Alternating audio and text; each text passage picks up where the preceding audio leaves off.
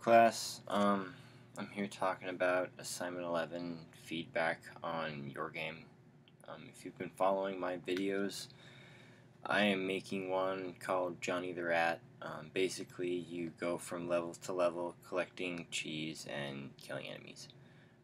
But today, I'm going to talk about how you, the player in this game, are going to be rewarded or punished. One of the biggest parts of this game that I've talked about is the different kind, like gathering cheeses and getting different cheese to get different items. But I'm going to elaborate on this a little bit more. Cheese Whiz is the main character's favorite kind of cheese.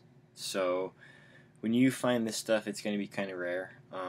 Your overall health meter is going to increase, and this is going to give you prolonged play.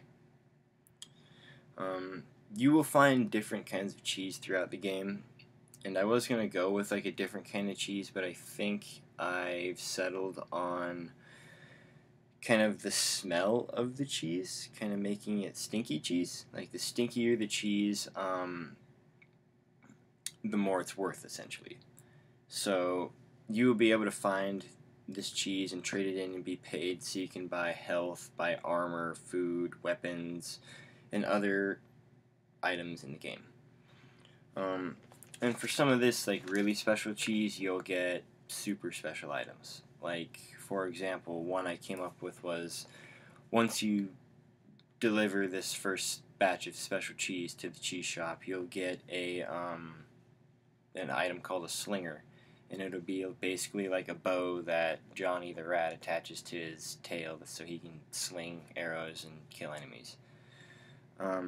These are just kind of a few examples of how these resources will benefit you.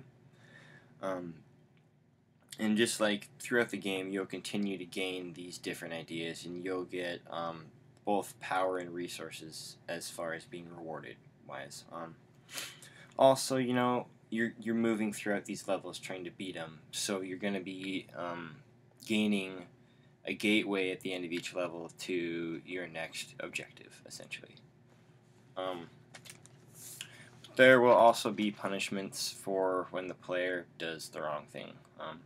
Basically, you're going to have a life meter, and when you get hurt from enemies, you lose these hit points. And when you lose all these hit points, you die and your gameplay is terminated. But you're not going to go all the way back to the beginning of the game. I think in this kind of game where you're trying to progress through the whole thing, having a checkpoint would be the best way of doing it.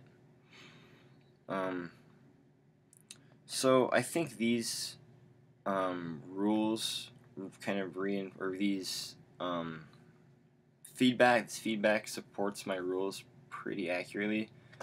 Some of them are already stated in the operational and foundation rules from Assignment 8, and some of the rules have changed.